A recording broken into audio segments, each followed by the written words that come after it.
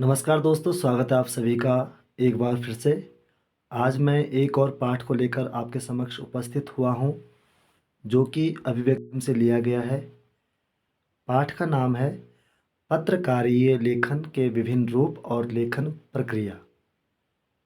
मैं आपको विश्वास दिलाता हूँ, यदि आप इस वीडियो को ध्यानपूर्वक सुनते हैं, देखते हैं, तो आपको इस पाठ से संबंधित किसी भी प्रकार की कोई समस्या नहीं होगी। चलिए आगे बढ़ते हैं।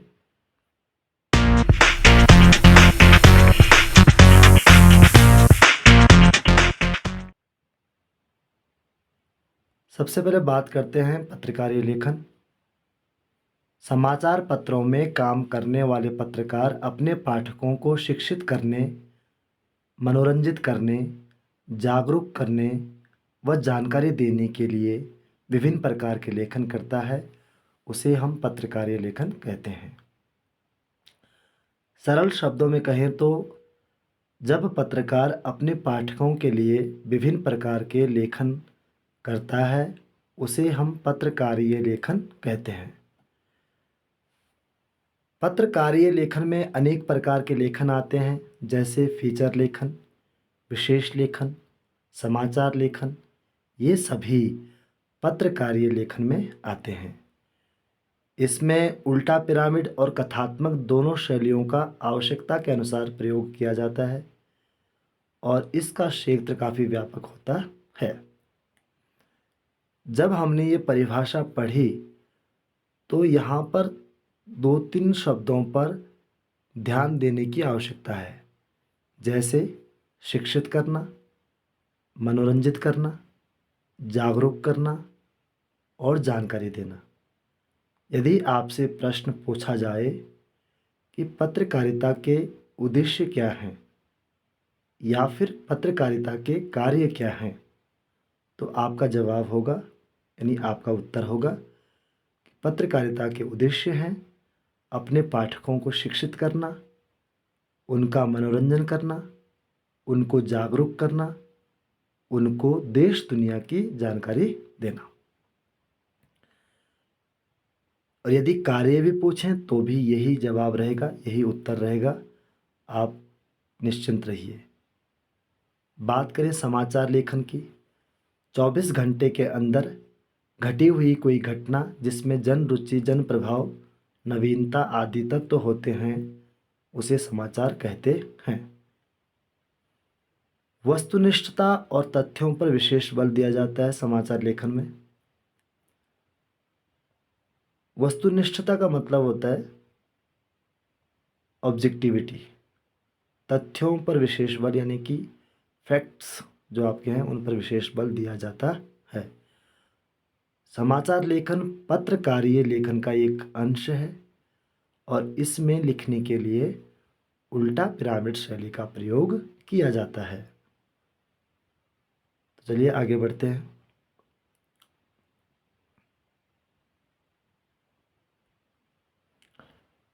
बात करते हैं पत्रकारों की।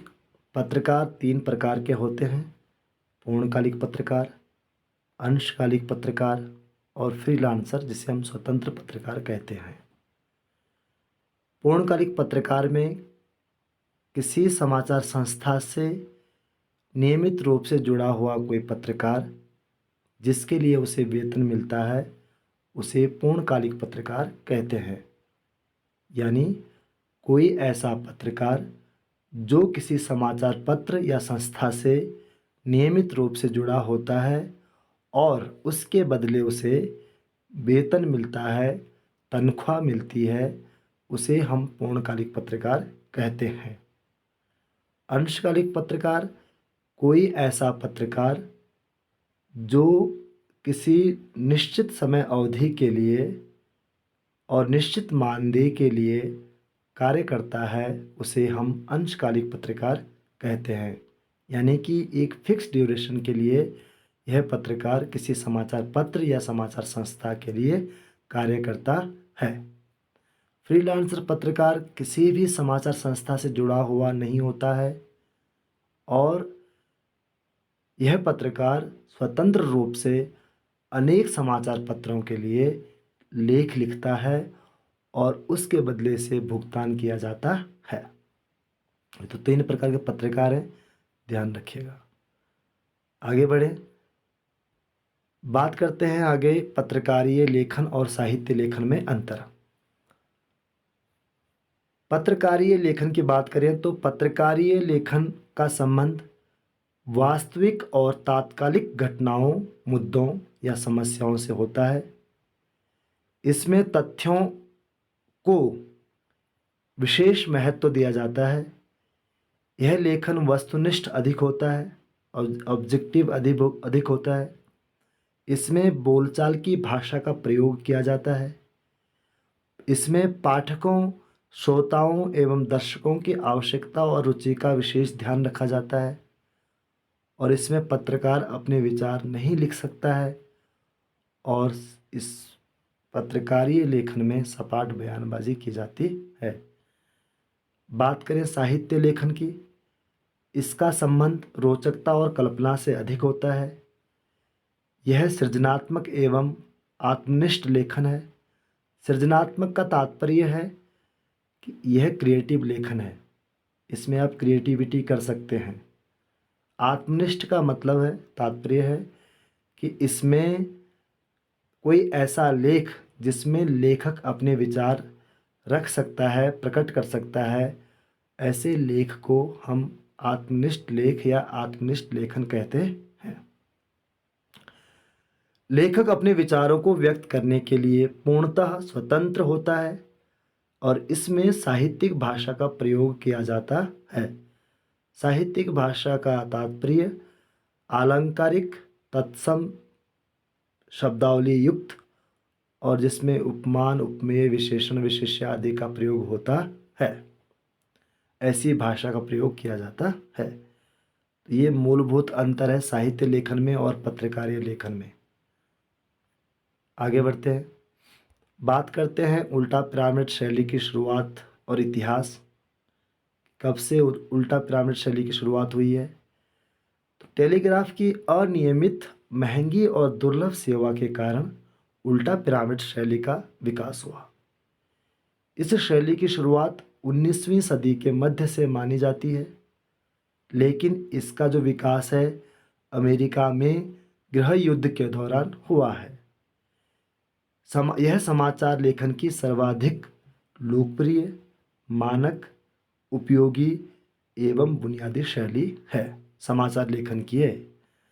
इस शैली में चरमोत्कर्ष, जिसे हम क्लाइमेक्स कहते हैं, शुरू में होता है और इस शैली में महत्व के आधार पर घटनाओं को घटते हुए क्रम में रखा जाता है। ठीक, आगे बढ़ते हैं। ये है हमारे पास उल्टा पिरामिड शैली।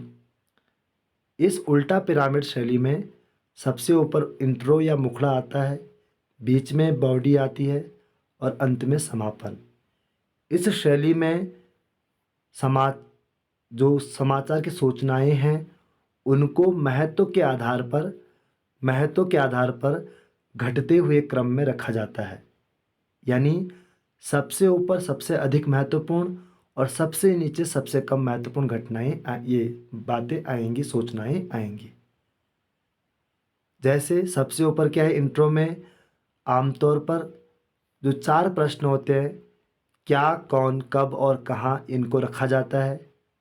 ये चारों प्रश्न सूचनात्मक होते हैं, तथ्यात्मक होते हैं और इनको हम इंट्रो में रखते हैं। दूसरा है जो बीच का हिस्सा जिसे बॉडी कहते हैं, इनमें व्याख्यात्मक, विवरणात्मक और विश्लेषणात्मक प्रश्न होते हैं, जैसे कैसे और क्यों। ये क्यों है यहाँ पर, ये आते हैं।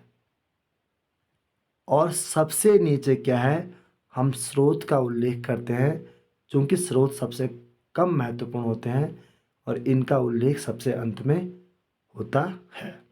तो ये है उल्टा पिरामिड शैली, जिसमें समाचार की घटनाओं को, समाचार की सूचनाओं को अवरोही क्रम में या महत्व के आधार पर घटते हुए क्रम में रखा जाता है।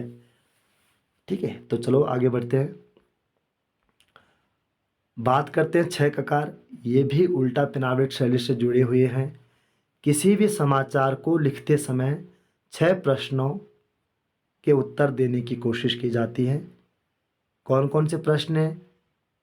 4 तो हैं सूचनात्मक, जिन्हें तथ्यात्मक कहते हैं। फैक्चुअल प्रश्न जैसे क्या, कौन, कब, कहाँ। और ये चारों प्रश्न कहाँ आते हैं? इन प्रश्नों का उत्तर इंट्रो या मुखड़े में दिया जाता है उल्टा पिरामिड शैली में। दूसरे हैं कैसे और क्यों। 4 तो ये हो गए, 2 ये हैं, 6 प्रश्न हो गए, इसलिए इन्हें 6 ककार कहते हैं। ये 2 प्रश्न जो हैं कैसे और क्यों, ये विवरणात्मक और व्याख्यात्मक प्रश्न हैं। यानी कि इन प्रश्नों की व्याख्या करनी पड़ती है। इन प्रश्नों का जवाब क्या है? फैक्चुअल नहीं होता है, तथ्यात्मक नहीं होता है, बल्कि आपको इन प्रश्नों की व्याख्या करनी पड़ती है, पूरा क्या है विवरण देना पड़ता है। और ये दोनों प्रश्न आते हैं आपके बॉडी में, ठीक है। और प्रत्येक प्रश्न के आरंभ में क वर्ण आता है, जिसके कारण इन्हें क्या है ककार की संज्ञा दी गई है, ठीक है। तो इस प्रकार से 6 ककार है। तो आपसे यदि प्रश्न पूछा जाए 6 ककार क्या होता है, प्रत्येक समाचार में जब हम सूचनाओं को लिखते हैं या प्रत्येक समाचार को लिखते समय 6 प्रश्नों के जवाब देने की कोशिश की जाती है। कौन, क्या, कब, कहाँ, क्यों, कैसे, ये सारे 6 प्रश्न। और प्रत्येक प्रश्न के शुरुआत में क वर्ण आता है, इसीलिए इन प्रश्नों को ककार की संज्ञा दी गई है, या ककार का नाम दिया गया है। और ये सारे 6 प्रश्न क्या है? उल्टा पिरामिड शैली में आते हैं। आगे बढ़ते हैं। अच्छे पत्रकारीय या समाचार लेखन के लिए ध्यान रखने योग्य बातें देखिएगा। छोटे व सरल वाक्य संरचना को प्राथमिकता देनी चाहिए, यानी कि वाक्य छोटे व सरल होने चाहिए। दूसरा है आम बोलचाल की भाषा व शब्दों का प्रयोग करना चाहिए और अनावश्यक शब्दों के प्रयोग से बचना चाहिए। तीसरा है शब्दों का वास्तविक अर्थ समझकर ही प्रयोग करना चाहिए। चौथा है लेखन में विविधता लाने के लिए छोटे वाक्यों के साथ साथ मध्यम आकार के व कुछ बड़े आकार के वाक्यों का भी आप प्रयोग कर सकते हैं। मुहावरे, लोकोक्तियों के प्रयोग से लेखन में रंग भरने का प्रयास करना चाहिए, यानी मुहावरे और लोकोक्तियों का प्रयोग आप कर सकते हैं। अगला है लिखे हुए लेख को दोबारा पढ़कर अशुद्धियों के साथ साथ अनावश्यक चीज़ों को हटाने में संकोच नहीं करना चाहिए। अगला है लेखन का उद्देश्य अपनी भावनाओं, विचारों और तथ्यों को व्यक्त करना होना चाहिए, ना कि दूसरों को प्रभावित करना।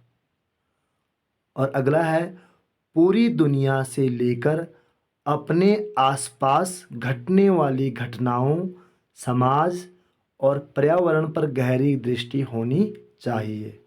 और लास्ट है तथ्यों को जुटाने और किसी विषय पर बारीकी से विचार करने का धैर्य होना चाहिए। धैर्य ऐसे लिखेंगे हम, ठीक है, धैर्य होना चाहिए।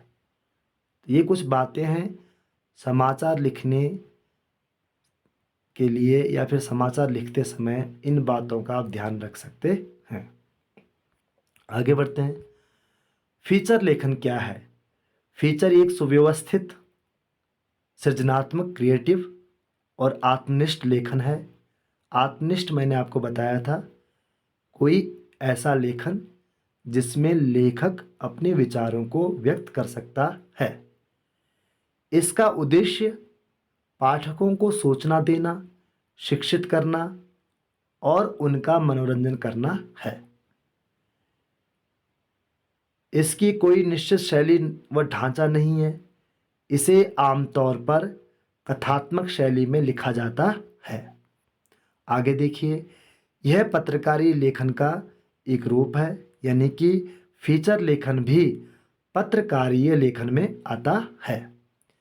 इसमें लेखक या पत्रकार को अपने विचार व्यक्त करने की स्वतंत्रता होती है।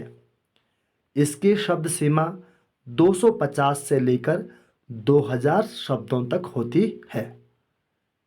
अच्छे और रोचक फीचर के लिए ग्राफिक्स, रेखांकन और फोटो होने आवश्यक हैं। हल्के फुल्के विषय से लेकर गंभीर विषयों पर भी आप फीचर लिख सकते हैं। कुछ प्रमुख फीचर हैं, जैसे खोज परख, साक्षात्कार फीचर, यात्रा फीचर और व्यक्ति चित्र फीचर। तो चलिए आगे बढ़ते हैं। अब बात करते हैं समाचार लेखन और फीचर लेखन में अंतर। समाचार लेखन की बात करें तो यह वस्तुनिष्ठ लेखन है। इसमें ऑब्जेक्टिविटी अधिक रहती है। इसमें तथ्यों को विशेष महत्व दिया जाता है।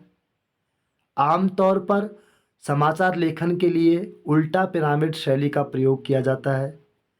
भाषा में सपाट बयानबाजी होती है और लेखक या पत्रकार को अपने विचारों को व्यक्त करने की स्वतंत्रता बिल्कुल भी नहीं होती है। अगला देखिए, फीचर लेखन। यह आत्मनिष्ठ लेखन है। आत्मनिष्ठ का तात्पर्य है कि जिसमें लेखक को अपने विचार प्रकट करने की स्वतंत्रता होती है। इसमें रचनात्मकता को स्थान दिया जाता है, क्रिएटिविटी को स्थान मिलता है। आमतौर पर कथात्मक शैली में लिखा जाता है फीचर, और फीचर की भाषा सरल, रूपात्मक एवं आकर्षक होती है। और लेखक या पत्रकार को, जो फीचर लेखक है, विचारों को व्यक्त करने की स्वतंत्रता होती है। तो चलिए आगे बढ़ते हैं। बात करते हैं अब फीचर कैसे लिखें। फीचर में पात्रों की मौजूदगी आवश्यक है। पात्रों के माध्यम से फीचर के विषय को बताने का प्रयास करना चाहिए। फीचर को इस प्रकार से बताना या लिखना चाहिए कि पाठक को लगे कि वह स्वयं घटना को सुन व देख रहा है। फीचर मनोरंजक के साथ साथ सूचनात्मक होना चाहिए। फीचर की एक थीम होनी चाहिए और सभी सूचनाएं उस थीम के इर्द गिर्द होनी चाहिए। फीचर की शुरुआत किसी आकर्षक व उत्सुकता पैदा करने वाली घटना से होनी चाहिए। हर फीचर का आरंभ, मध्य और अंत होना चाहिए और उनमें आपस में तारतम्यता यानी निरंतरता होनी चाहिए। अच्छे फीचर और रोचक फीचर के लिए ग्राफिक्स, रेखांकन और फोटो होने आवश्यक हैं। चलिए आगे बढ़ते हैं। अब बात करते हैं विशेष रिपोर्ट की। कि विशेष रिपोर्ट क्या है, इसके बारे में बात करते हैं। किसी भी विषय या घटना या मुद्दे पर खोजबीन करना, गहरी छानबीन करना, विश्लेषण करना और उसे विवरण के रूप में विस्तार से प्रस्तुत करना ही विशेष रिपोर्ट है। आमतौर पर हमारा जो सिलेबस है उसमें विशेष रिपोर्ट्स 4 प्रकार की हैं, उन पर बात करेंगे। पहली रिपोर्ट है खोजी रिपोर्ट। किसी भी विषय या मुद्दे पर खोजबीन करके ऐसे तथ्यों को सामने लाना जो सार्वजनिक तौर पर पहले से उपलब्ध ना हो, जैसे भ्रष्टाचार, गड़बड़ियाँ, ऐसी तमाम जो चीज़ें हैं, ऐसी तमाम जो घटनाएं हैं जो पहले से ही पब्लिक डोमेन में उपलब्ध नहीं हैं, जब उन घटनाओं को सामने लाया जाता है उसे हम खोजी रिपोर्ट कहते हैं। दूसरा है इन डेप्थ रिपोर्ट।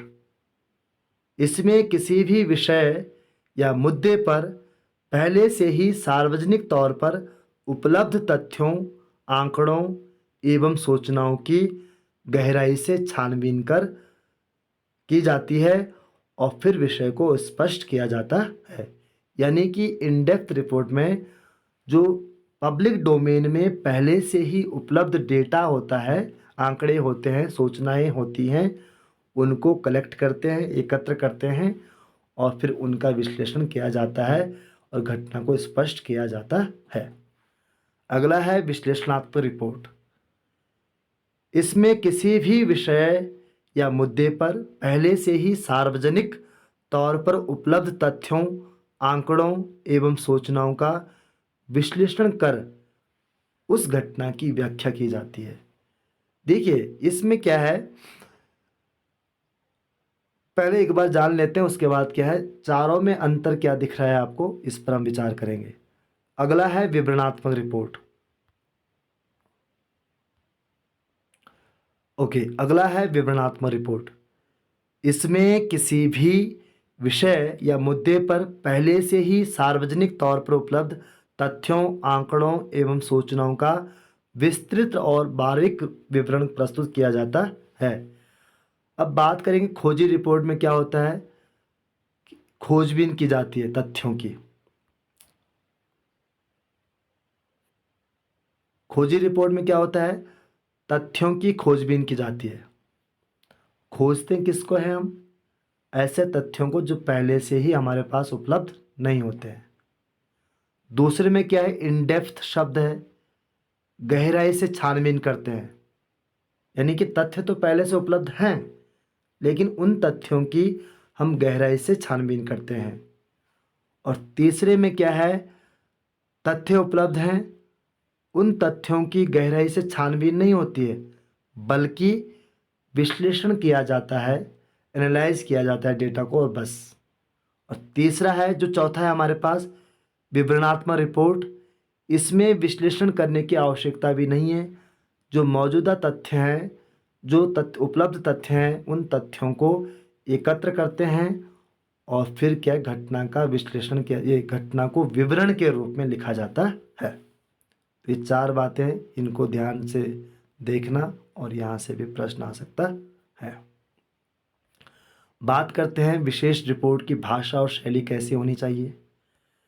आमतौर पर जो विशेष रिपोर्ट है उल्टा पिरामिड शैली में लिखी जाती है। कई बार फीचर की कथात्मक शैली में भी इसे लिखा जाता है। लेखन की शैली को आवश्यकता के अनुसार चुन सकते हैं और रिपोर्ट बहुत विस्तृत व बड़ी होने पर इसे श्रृंखलाबद्ध यानी कि पार्ट में डिवाइड करके कई दिनों तक किस्तों में छाप सकते हैं। और भाषा इसकी सरल, स्पष्ट, सहज और आम बोलचाल की होनी चाहिए। ये कुछ बातें हैं विशेष रिपोर्ट की भाषा और शैली के बारे में। चलो आगे बढ़ते हैं। विचारपरक लेखन क्या है और विचारपरक लेखन में कौन कौन से लेख आते हैं, इनके बारे में बात करेंगे। समाचार पत्रों पर समाचार और फीचर लेखन के अलावा विचारपरक लेखन भी छपते हैं। इन लेखों में किसी भी विषय या घटना या मुद्दे पर लेखकों और पत्रकारों को अपने विचार व्यक्त करने की पूरी स्वतंत्रता होती है। नाम से ही पता चलता है कि विचारपरक लेखन, जिसमें विचार प्रकट कर सकता है। विचारपरक लेख आमतौर पर संपादकीय पेज होता है उस पर छपते हैं, और एक पेज और होता है समाचार पत्र में जिसे कहते हैं ऑप एड पेज। इन दोनों पृष्ठों पर या इन दोनों पेजों पर क्या है, विचारपरक लेख छपते हैं। ऑप एड क्या होता है, संपादकीय पेज के सामने वाला जो पेज होता है उसे ऑप एड पेज कहते हैं। अगली बात है, विभिन्न विषयों के विशेषज्ञों एवं वरिष्ठ पत्रकारों के स्तंभ, लेख, कॉलम भी विचारपरक लेखन के अंतर्गत आते हैं। ठीक है, तो आगे बढ़ते हैं। संपादकीय या संपादकीय लेखन। तो संपादकीय क्या होता है और संपादकीय लेखन क्या होता है, दोनों दरअसल एक ही बात है। किसी भी घटना या मुद्दे या विषय पर समाचार संस्था अपनी राय व्यक्त करती है तो उसे संपादकीय या फिर संपादकीय लेखन कहते हैं। यह किसी व्यक्ति विशेष की राय नहीं होती है, इसलिए इस लेख के साथ नीचे किसी भी लेखक या संपादक का नाम नहीं होता है और इस लेख को आमतौर पर कोई संपादक या सहायक संपादक ही करता है। लेकिन लेख के नीचे क्या है, किसी भी संपादक का नाम नहीं होता है, क्योंकि संपादकीय किसी एक व्यक्ति विशेष की राय नहीं होती है, बल्कि संपूर्ण समाचार संस्था की क्या होती है, राय होती है। तो चलिए आगे बढ़ते हैं। अब बात करते हैं स्तंभ लेखन की। यह एक विचारपरक लेखन का प्रमुख रूप है। कुछ लेखक अपने खास विचारों के लिए जाने जाते हैं। उनकी अपनी एक लेखन शैली भी विकसित हो जाती है। ऐसे लेखकों की लोकप्रियता को देखकर समाचार पत्र उन्हें नियमित स्तंभ या लेख लिखने की जिम्मेदारी देते हैं। स्तंभ का विषय चुनने और उसमें अपने विचार व्यक्त करने के लिए स्तंभ लेखक पूरी तरह स्वतंत्र होता है। ये कुछ बातें हैं स्तंभ लेखन की, अगर प्रश्न आए तो यहाँ से आप लिख सकते हैं। अब बात करते हैं संपादक के नाम पत्र। यह भी एक विचारपरक लेख है और समाचार पत्रों में यह एक स्थायी स्तंभ है। यह पाठकों का अपना स्तंभ है, क्योंकि इस लेख में पाठक किसी मुद्दे या विषय पर अपनी राय प्रकट करते हैं और जन समस्याओं को भी उठाते हैं। यह स्तंभ जनमत को प्रतिबिंबित करता है और यह स्तंभ नए लेखकों के लिए लेखन की शुरुआत करने का अच्छा अवसर प्रदान करता है। यानी कि संपादक के नाम पत्र वे लेख होते हैं जिन लेखों को कौन करते हैं, आम पाठक करते हैं, जो पढ़ने वाले होते हैं, जो पाठक होते हैं वे करते हैं। तो किसी भी विषय, किसी भी मुद्दे, किसी भी घटना पर जब कोई क्या है पाठक अपनी राय व्यक्त करता है, अपनी बात रखता है, वे सब कहाँ आते हैं, संपादक के नाम पत्र। तो चलिए आगे बढ़ते हैं। ओके, तो लेख के बारे में बात करते हैं। कुछ बातें हैं। सभी समाचार पत्र संपादकीय पृष्ठ पर समसामयिक विषयों या मुद्दों पर वरिष्ठ पत्रकारों और उन विषयों के विशेषज्ञों के लेख प्रकाशित होते हैं। सही बात है। इन लेखों में किसी भी विषय पर चर्चा विस्तार से की जाती है। इसमें लेखक के विचारों को प्रमुखता दी जाती है। लेख में कोई वरिष्ठ पत्रकार या विषय का जानकार विभिन्न तथ्यों और सूचनाओं के आधार पर किसी विषय या मुद्दे का विश्लेषण करके अपनी राय प्रस्तुत करता है और इस लेख के लिए लेखक को उस विषय से जुड़े सभी तथ्यों एवं सूचनाओं को एकत्र करना पड़ता है। अब बात करते हैं साक्षात्कार की, जो कि लास्ट पॉइंट है इसका, इस वीडियो का। साक्षात्कार या इंटरव्यू की बात करें। साक्षात्कार में पत्रकार किसी भी विषय पर किसी अन्य व्यक्ति से तथ्य, उसकी राय और भावनाएं जानने के लिए विभिन्न प्रकार के प्रश्न पूछता है। यानी कि आमने सामने दो व्यक्ति बैठते हैं और एक व्यक्ति जवाब देता है और एक व्यक्ति क्या सवाल करता है। अधिकतर पत्रकारीय लेखन के लिए कच्चा माल इकट्ठा करने के लिए साक्षात्कार का सहारा लिया जाता है। यानी कि पत्रकारिता करने के लिए या फिर पत्रकारीय लेखन के लिए जो कच्चा माल इकट्ठा होता है वह अक्सर क्या है, किससे मिलता है, साक्षात्कार से ही मिलता है। एक सफल साक्षात्कार के लिए साक्षात्कारकर्ता में ज्ञान, संवेदनशीलता, कूटनीति, धैर्य और साहस जैसे गुण होने चाहिए। चलो, उम्मीद करता हूँ कि आपको वीडियो पसंद आई होगी और मुझे ध्यानपूर्वक सुनने के लिए धन्यवाद। नमस्कार।